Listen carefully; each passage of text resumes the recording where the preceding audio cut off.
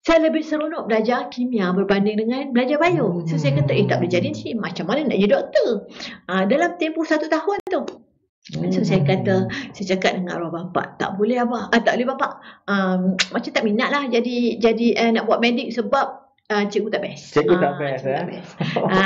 Mana cikgu tu dia main peranan yang besar untuk guru tu sebenarnya mainkan peranan membentuk masa depan pelajar. Okey.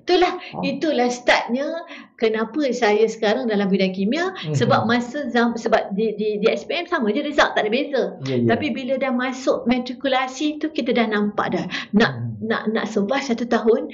So kita nampak sebenarnya lebih seronok belajar kimia sebab cikgu.